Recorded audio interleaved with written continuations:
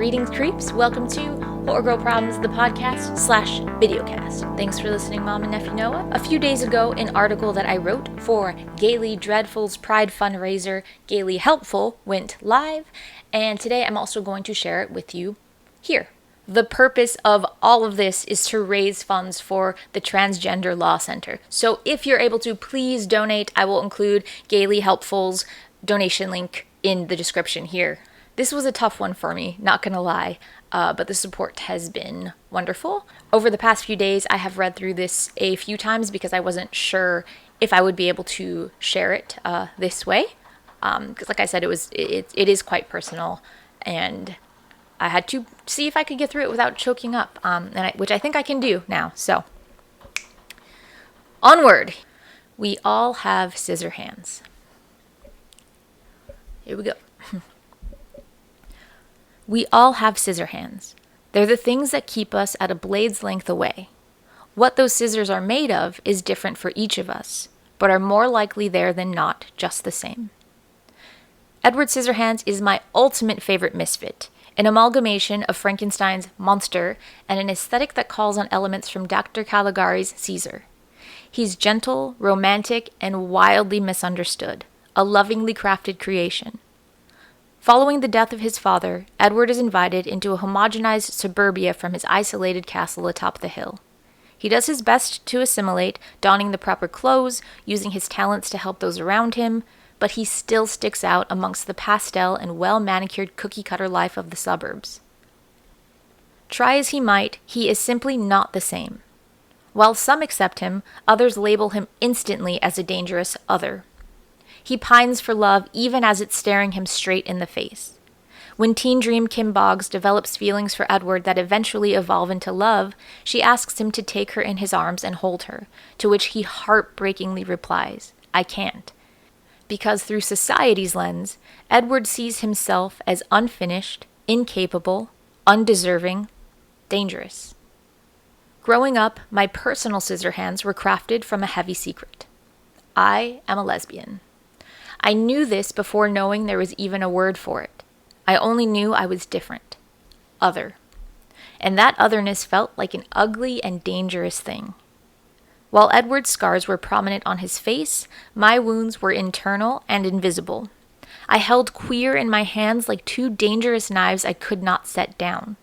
I was convinced this meant I would only ever be able to love from afar, like Edward. This was a tragedy. So much love in my heart, and I, destined to keep it there, loving only from a safe distance. Maybe the loneliness attached to being secretly other would stay with me always.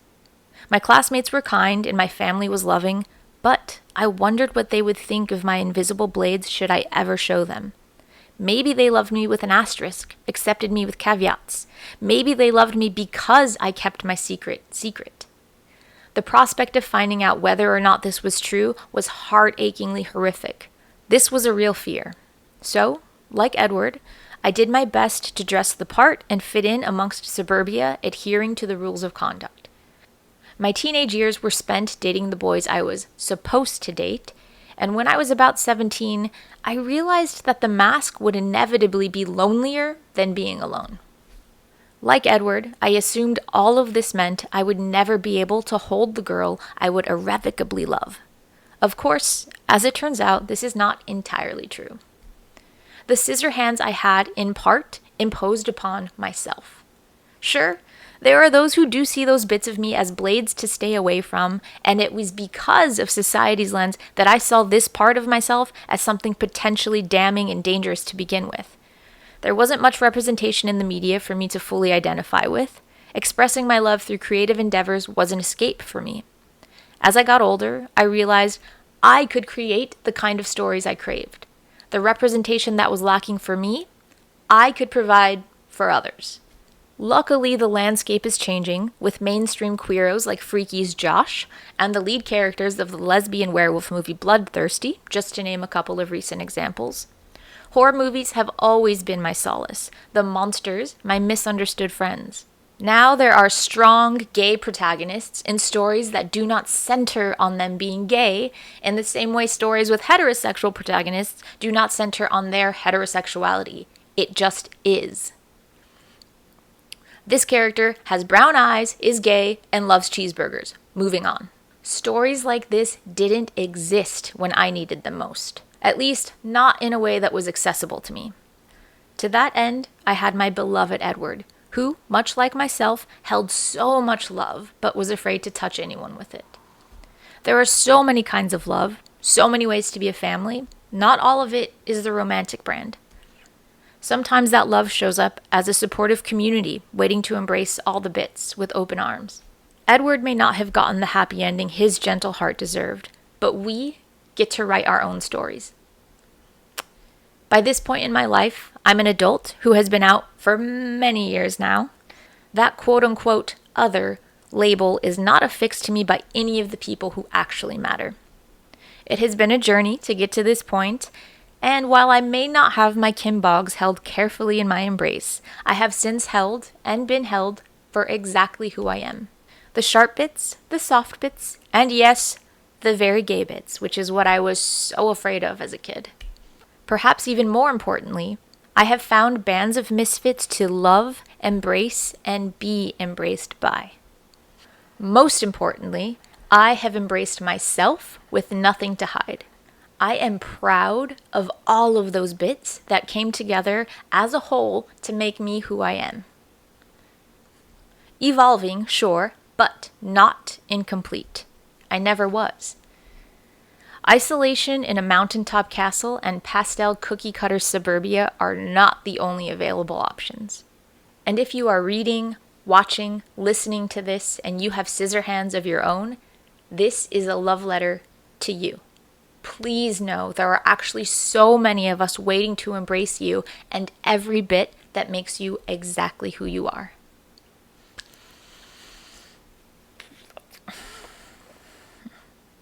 That's it. So, as I've mentioned multiple times, this was a tough one to write. I had the vague concept for this piece, but it wasn't very fleshed out, and I thought I don't think I can actually write enough words on this concept to make it of any length that it could be published anywhere. Like maybe it'll just be something personal that I post on my own blog. Also, I was like, I don't really know where this would fit. I'm sure there's lots of great publications that would support it, but it wouldn't necessarily fit for any of those outlets. And then very shortly after, Gaily Dreadful posted a call for Gaily Helpful articles. So this vague concept that was quite personal, I sat down to write it. I put on the Edward Scissorhands record, just played it on repeat. And the process of writing this was just way more intense than I would have imagined it to be. And I had so many thoughts and feelings about it that it was just, the first draft of this was quite messy because I was just like, I'm feeling all of these things and I don't know how to organize it because it's just kind of overwhelmed with feeling. I was very lucky to have the help of two editors who I feel know me very, very well. I feel like they know my heart and they know my voice, and they understood what I was trying to say and helped me organize it in a way that maybe other people would understand what I was trying to say as well. And in the process of this, it was pointed out to me that I was still not fully taking ownership at times of things. I was talking about certain things in a passive voice.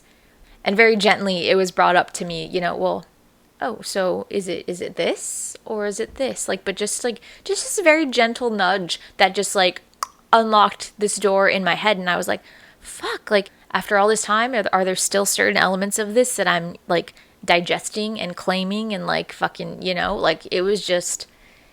it was wild. And then I sat down to look at the language that I was using and I thought it's kind of a bit passive in certain elements, and I'm super grateful for that. I don't feel like there's a ton of people that I could have handed that rough draft to that could have then brought it back to me and just kind of shined a light on certain things. So that whole process of breaking that down and examining the language that I was using, that it just ended up being wildly cathartic. So my camera died right in the middle of recording that, which is maybe a good thing. My main reason for sharing this here is to share this piece with as many people as possible. It was difficult to write. Once it was written, it was difficult to decide to send it off into the world, which was what it was written for, but that was difficult. And then the day that it came out, like, whew, that was nerve-wracking because it meant that you guys were going to,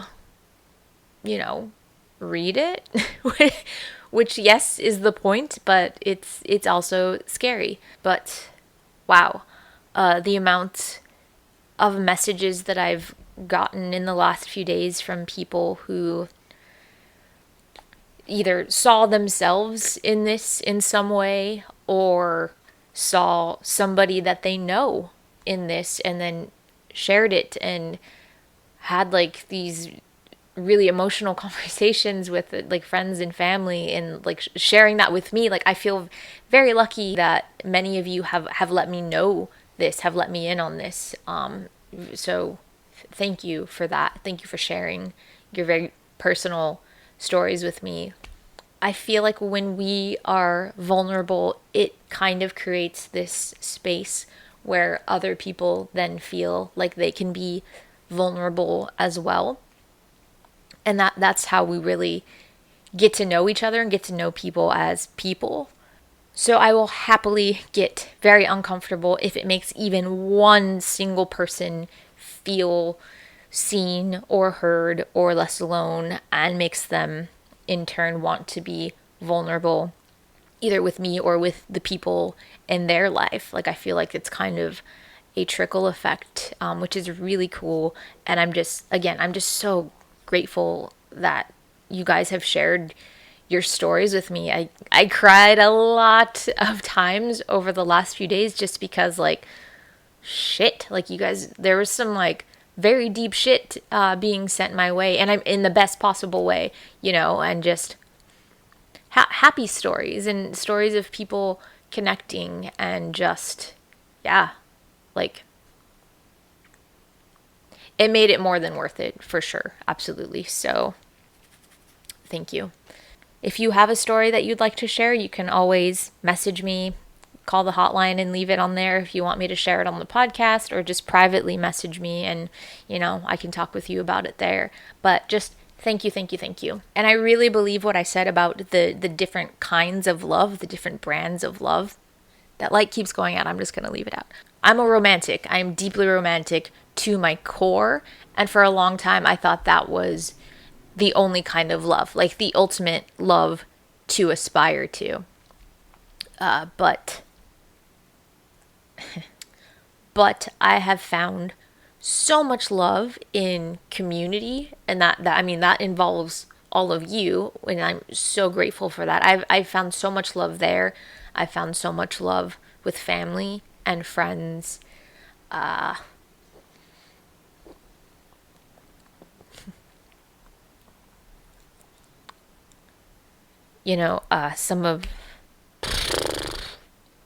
Some of the greatest loves of my life are platonic loves, and I think as a society we have a tendency to maybe underestimate that. We put a lot of weight on romantic love, but I think we should also focus on all the wonderful things that can come from platonic love and self-love. Like those are huge, huge, huge things.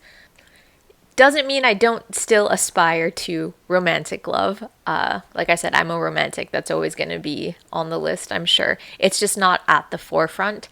And I have a deeper appreciation for the love that I find in community and friends and family. Yeah, just a deep appreciation for the platonic loves of my life, And also a love for work and creations. This is the perfect example of getting to make something, write something and then share it with you. And then all of that amazingness that came back, like, absolutely, I love that. That's another brand of love unto itself. And it's a really cool one. So thank you for making me feel seen and heard and holding space for me, and I hope that I do the same for you. I hope you have a community that does the same for you. I hope you have platonic loves as well. And if I haven't already made this very clear, Pride Month is not just for the out and the proud. Like, that's amazing. A big part of the reason it is felt personally important to me to be out is representation. I didn't have a lot of that growing up. So once I got to a place where I felt comfortable and safe being out, it also became very important to me to be out and proud, and, you know, maybe that could help somebody in some very small way. But that is me. That is my personal story. That is my personal journey. And I do hope that you have a whole lot of self-love and feel that you have safe spaces that you can be genuinely yourself. So yes, Pride is just as much yours as it is mine. Thank you to everyone who's taken time out of their day to read the article, shared it with loved ones, taken the time to write to me and to let me know if it meant something to you. That meant the world to me. I can't really explain to you what that has felt like over I can't really explain to you what that has felt like over the last few days. It's been amazing. I don't take it lightly. Okay. It's been amazing. I do not take it lightly when you guys share something that deeply personal and vulnerable with me. Please know that that means something to me on a major, major level. So, thank you. Okay, I'm going to cut this now because it's starting to get a little more difficult to talk about. But I love you and I appreciate you. Thank you so much. If you are able to, please, please, please donate. Gaily Helpful is smashing the donation goals, and let's fucking keep that shit going. Let's keep it going, keep it going, keep it going. The link will be in the description. Wherever you are watching this, it is going to be in like the description of the episode. I'll also link to it on the blog. So please, even if you feel like it's like, well, I can only donate $1, so it's not a big deal, then donate the $1. It is a big deal. If we are all putting drops in the bucket, we're going to fill that shit up.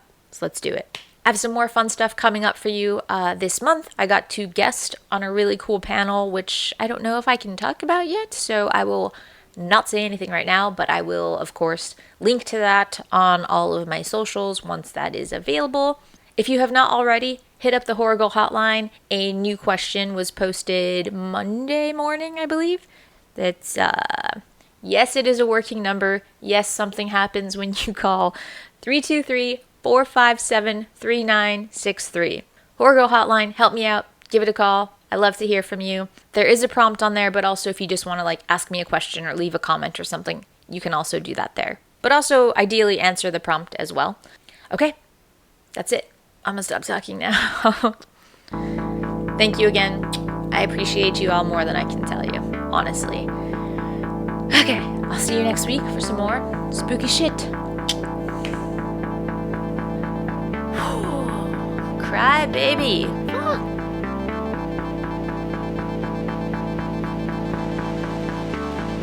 Emotional cancer strikes again. Crap, baby. Oh.